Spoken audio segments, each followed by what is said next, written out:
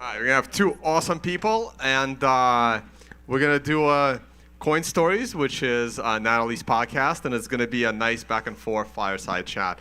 All right, we're gonna put 25 minutes on the clock, and you guys are all set. All right, so let's just do quick introductions, first of all. So my name is Natalie Brunell. I host the Coin Stories podcast, and I'm a former broadcast journalist or recovering mainstream news journalist that is now focusing all of my energy on Bitcoin content, Bitcoin education, and just trying to spread the message on why Bitcoin is amazing. Not mass adoption, though. And really excited because Coin Stories is sort of like a human interest-driven podcast, so I get people's whole backstories. So they're very evergreen in the sense that even though I talk about like headline-driven aspects of Bitcoin, I really get the person's backstory starting at like, where was Michael Saylor born and what did he want to be when he grew up? So I'm excited to hear your story. So thank you. So I'm Justin Frederick, go by Bitcoin Vegan. I'm also the author from Bars to Bitcoin, where I tell my story coming into Bitcoin and coming home from prison into Bitcoin. I'm also a moderator in a group called Black Bitcoin Billionaires, where we created a group of up to about 150,000 members on Clubhouse, educating people around the world on about Bitcoin. For my generation and age, I probably influenced a good percentage of people on Bitcoin throughout the years, and we'll get into a little bit more of that story right about now. Awesome. Okay, so I read that you're from North Carolina, and I saw that actually your father's a reverend. No, that wasn't That's my not dad. true? No, my dad isn't. My granddad was. Granddad. Okay, so tell me a little bit about your upbringing. What was the young Justin like? Young Justin was wild, smart, kind of like hard-headed, but it was me as a younger child. It was cool. I did have a lot of incidences of fighting with just being a boy, but early on it was pretty cool from what I could notice. I talk a lot about like my background just being in first generation. There were a lot of financial struggles. Was that the case like with you? I mean, what did your parents do and what was your relationship with money when you were young? So that's the thing, so I didn't really notice what my relationship with money was when I was that young. My dad didn't start living with us until I was like 7, so it was just me and my mother.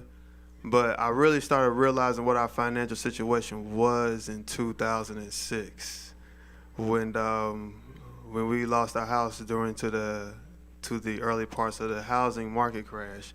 So that's when I realized, I was like, something's not adding up. Like, people are working, but, why are things, that's when things just started clicking. So I was like, that was my senior year in high school, so I wasn't really tied into financial education as I should have been, but that was a big eye-opener then. Well, so your family lost your house. You were curious about why the heck that happened, but then you went to college and then dropped out, right? Because of something that happened with your mom. What happened? So, really, it was a lot more stuff than just that with my mom. We were going around from house to house. I actually transferred to a different school and wasn't able to play basketball. And then I witnessed one of my friends get killed at a party. And so it was a lot of, just downs. I didn't really know how much of a downward spiral I was in. And so I did go to college. And college was cool, but I wasn't focused at college. I just went to college to get up out of the environment. And what's crazy is I actually made the dean's list the semester before I dropped out of college. But I dropped out of college because I really felt like I was getting played. The professor put up a graph, and it was like 2009. And he said, you won't be able to get a job until 2015, 2016 in your field. And no one in the class thought that was an issue. And so I just raised my hand. I said, but Sally Mae is going to start knocking on the door for money 6 months after graduation. So why the hell are we sitting in here? And no one actually thought that was a problem. And granted, I know in college I smoked a lot of weed and did a lot of partying, but I knew that shit didn't really add up. So, I mean, it was something to clap about, but it wasn't the best decision because I didn't have a plan after I dropped out of college. And then that led to worse decisions. So Yeah, take us down that road. Tell us that story. I mean, obviously from bars to Bitcoin. So let's go to from dropping out of college to bars. How did you end up in prison? So I ended up in prison because I was just hanging out in the streets trying to find ways to make money. I tell a lot about this story in the book. But like even in college, we would drive down to Atlanta to go buy weed from my cousin to bring back to sell in North Carolina just because it was cheaper. But what ended up happening was I got home and things just weren't getting better. And I did not know how to, I saw things, but you'd be surprised about how information not being delivered correctly can impact a path. So I just told the story to somebody. So a friend of mine was telling me there was a guy who he was scamming people. He had money and cash. I was like, all right, so what are we going to do? He said, well, we're just going to go in there and basically rob him. So we actually did it, but no money was there. And I really realized, God damn, I'm on a big dummy mission. So I left. They got arrested. And then a month or so later, I got arrested. And then that whole process started for me to go to prison for 3 years. And it was in prison. I was like, damn, I'm fucked. But I looked at it as, even though it was about to be a very long process, I was still looking to try to find a way to win, in life, because I realized a lot of people had hit rock bottom and still found a way to succeed. So the only thing was you had to have a will to win. And that's why I just kept. I've always had that as a child. I always had a fighting spirit, and I just knew that I would try to find a way to win. And it was when I came home, I did some entrepreneurial things. I became vegan in 2015, and I used to cook food, deliver it out my house.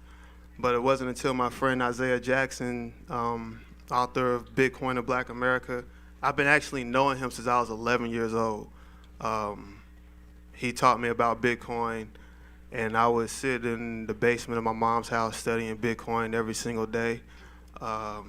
I remember going out in my neighborhood, setting up wallets for people for like $25. I even used to sell Bitcoin before the federal government made it illegal. Because people didn't know what Bitcoin ATMs were or where they were located. So I said, well, damn, I'll sell you some Bitcoin. I'm like, yeah, how much? I said, well, if the ATM had to charge this time 12.8%, I'm like, man, I'll do you for 25%. Just give me $25, I'll give you $100 of Bitcoin. So I would go to the ATM, buy it, send them the 20, send them the 100, have the 25, just collect sats. And this was in 2016, so Bitcoin's around $600 some odd. And I just realized that I knew Bitcoin could win when every single person on the planet could win. It didn't matter if you were black, white, if you hated each other or loved each other. Everybody could win.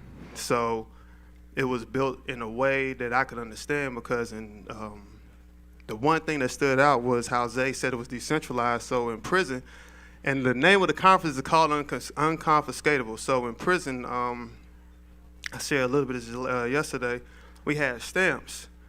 And so using stamps in prison helped me understand how decentralized currencies could work amongst humans. You didn't really have to have any pre-knowledge to it. You just had to be in an environment where it worked. So that's why I see Bitcoin succeeding. It's kind of like when you are 18 years old or 20 years old, you go to the military, and then people are in basic training for 6 to 8 months, but you come home with all this damn discipline. It's like you start adapting to where you are. So that's the only thing I knew how to do when I came home was adapt. And I said, hell, I heard people say they lost a lot of money with Bitcoin. They said, you need to figure out what you're going to do. Don't do this, do that. I'm like, there's nothing for me to lose. Shit, I've already lost the time. So it was nothing more than just to take a shot.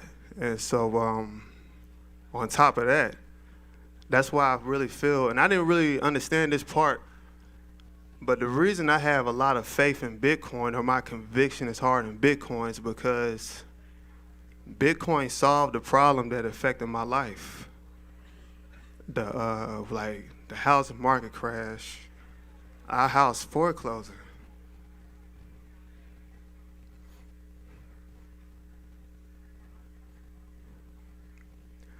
I didn't know that shit till just a few minutes ago.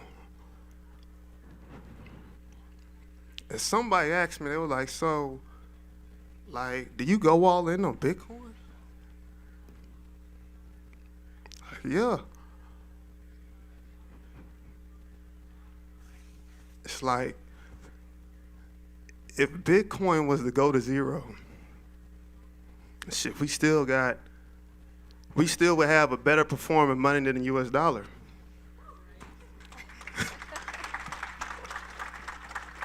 You'll have unconfiscatable money that wouldn't go nowhere in price, that's still decentralized, so it's still a win.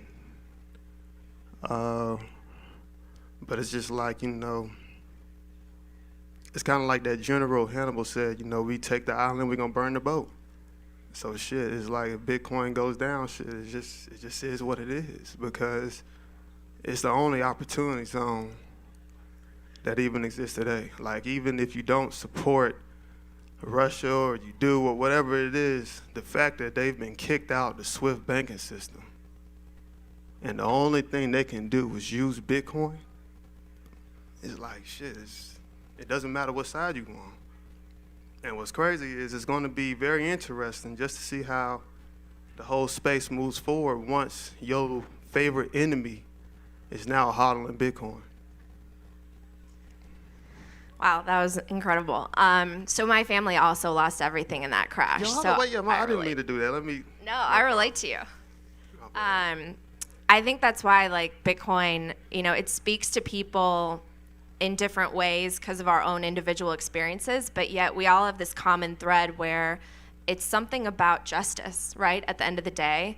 And we have a lot of headlines out there about social justice or reforming the justice system, but what really would reform it, in probably both our opinions, is fixing the money, right? Fixing the money because it's broken. So when you now spread education, like, what's the biggest hurdle that you find in terms of helping people go down the rabbit hole in the same way that Isaiah sort of led you down and orange pilled you and helped you understand? Like, what's the thing that really challenges you and that you want to help people understand about Bitcoin?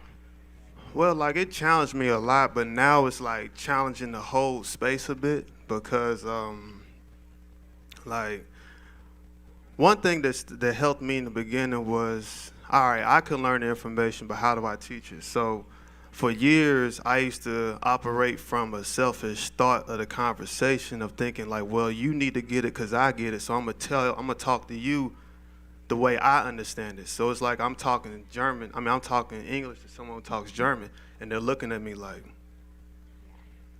what the fuck are you saying? So what I really realized was, like, like, how we say the shit corners, oh, they're great at marketing. They have great marketing. We don't need marketing. We sell ourselves. Bitcoin sells itself. No, the hell it doesn't, because most people don't even know how to buy. Who's in sales in here? By show of hand, who's in sales? Yeah, okay. Well, don't worry, nobody's gonna think you're gonna sell them something. But the thing is like, that people don't know how to buy shit. You have to take them down the path, have to help them understand, get over objections. That's the same thing with Bitcoin. So like, the thing I noticed is like granted, we have the same numbers. 99% of the world knows shit about Bitcoin. So everybody, when you talk to them, they're gonna have the same type of, oh, well, I'm too late. Oh my God, the price is too high. I heard the price is volatile or scams. They're gonna all say the same type of stuff. So if you don't know how to answer that question in a language they understand, those numbers of 99% will always stay the same. It's like, we got to take it to another level of the conversation of introduction to another level. Otherwise, like the whole conference has been saying, they're going to keep listening to folks on Capitol Hill about Bitcoin. They're going to keep going to KYCs. They're going to keep going to the AMLs. They're going to keep going to all the other stuff because, like, we are thinking in a language that only we understand. So, like, earlier, and it was a great answer. Earlier, I asked the panel who's doing the mass adoption of payments, how were they educating people? Well, they have to educate the people in the industry they serve, but you still have to find a way to educate the people who you on the other side of the equation. So, like, one of the things that me and Bitcoins that are creating in Miami, like, I have a project called the From Bars to Bitcoin Project, where the entire initiative is to educate returning citizens on Bitcoin. So they could be, in those same type of conversations, or use the skills to build a job for themselves, or, be an entrepreneur. But at the end of the day, it's 2 million people locked up, 600,000 come home per year, and those are users. At the end of the day, Bitcoin is going to need users. Like any other tech needs users. It's not just all about who has the most Bitcoin. It's all about users. Like, if you look at how apps are judged, YouTube has 10 billion downloads. That's more than the humans are on the planet. So the more users and value, that's how I look at it. Bitcoin has bought this value. You got to always look at how you recycle and bring value to the network of Bitcoin. If you feel it's really done this much for you or done this much, you have to find a way to add value. And talking about, just being able to talk about it to yourself isn't that. But that's what I think. Well, I think value there are universal values, but also value can be very subjective. And I've found that when I offer the message of Bitcoin, I have to cater it depending on the audience, right? Mm-hmm. So it's a different value proposition maybe for liberals versus conservatives versus boomers versus minority communities. So maybe can you speak to Black America and why it's important for their success? I mean, shit, it's the, like I said before, it's the only opportunity zone for Black America. I really see it like it's the only option out there. I mean, really, the only option. There's no overseer. Nobody really on this planet has ever lived in a moment where you have experienced non-manipulated money until now. 100% of Black people on this planet have never experienced the opportunity with no overhead oppression. So that's the opportunity that Bitcoin brings. And it can, we can talk about the money, the Bitcoin, the value, but it's all about opportunity. Like, what opportunities can you bring? If you have to really get it off of your own work ethic, with no one standing there, then what are you going to bring? How are you going to rise to the occasion? Because you're not going to be able to sit around and no one's going to give a damn about, how you're talking about it. There will be people, but you have to take action on it. And that's the only way I see it happening in Bitcoin. You can go to shitcoin land if you want to, but we already know you're going to end up with that one. So it's really the only opportunity that I see. Other than telling yourself to buy Bitcoin, if you could have a conversation with the Justin who was walking into that prison for the first time, what would you tell him? You'll be all right, keep going.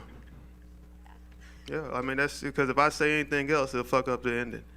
I probably wouldn't be on this stage right now.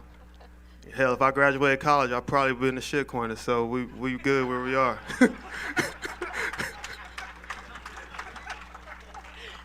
All right, well, some people out here would say that being vegan is a shitcoin, so I'm going to ask a tough question. Vegan. Why are you vegan? There are so many carnivores in here. Man, hey, I'm glad that I'm here, matter of fact. So I think I got here because I put out a tweet.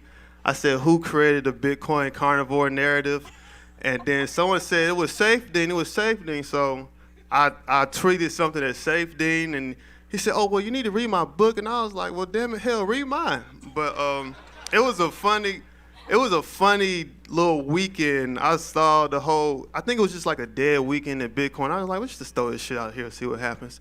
So then Tone asked me on Telegram, you want to come to Unconfiscatable? I'm like, yeah, sure. I look at the website, I'm like, did he try me on purpose? Like, they have a whole dead-ass animal on here talking about carnivore dinner. I was like, yeah, I'll be here, though. It's all good. I'll be here. But it was funny to me, man. I've been vegan just as long as I've been Bitcoin. And what's funny is I've heard like for the past 6 years just crazy, oh, you're vegan, this, that, and third, blah, blah, blah. Then you hear it with Bitcoin. And you just end up being this hardened person of like not giving a damn about either side of the conversation. So it's just, but I was really in vegan because I saw freedom in the food. I always saw freedom. Wherever I see freedom, for me personally, I'm gonna go there. Taking myself off the standard diet. One day I was like with my one girlfriend at the time. I ate crazy the whole damn week. Lost my 6-pack, lost everything. I was just like, nah, I don't want to live like this. So I just wanted to change it. Then like in my family or community, people just have bad health, and it's like you're not really paying attention what the hell you do every day.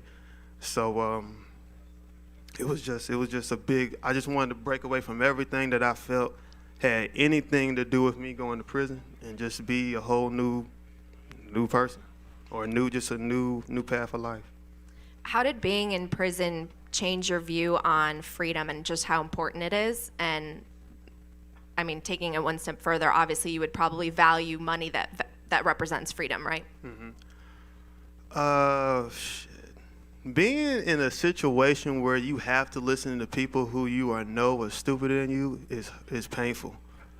Like that's a different level of pain to where you were looking like, I really have to I don't have to, but it's like it's probably my best interest to listen to you, and it's just like, damn, I really have to go through this. So but the whole being away from your family stuff, that's rough. Not being able to see women is rough. That was terrible. But it just makes you think like whatever opportunity there is out there, you have to like go for it. I told somebody, hell, I'd rather sleep under a bridge than do this shit, because there's our chance. There's our chance. As long as you have a chance that you could do something, there's really like small chance. You're almost like negative chances. So just to be able to wake up and go at it again. You fucked up one day, you go at it again. You might do this for months, but you have that opportunity to do it over. So that's something you don't really have in prison.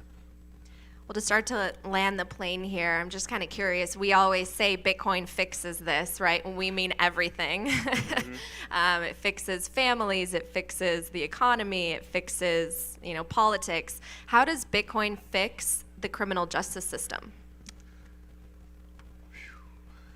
So, like, what part are we talking about? Are we talking about, like, them going to prison or coming home? What's your hope? Like, if we all adopt Bitcoin and that's the new standard, and our money, in theory, goes up in value every year and allows us to kind of recreate the financial order in a way that's more equitable and has more economic opportunity and access to opportunity, how do you think that will impact, maybe in a positive way, the criminal justice system?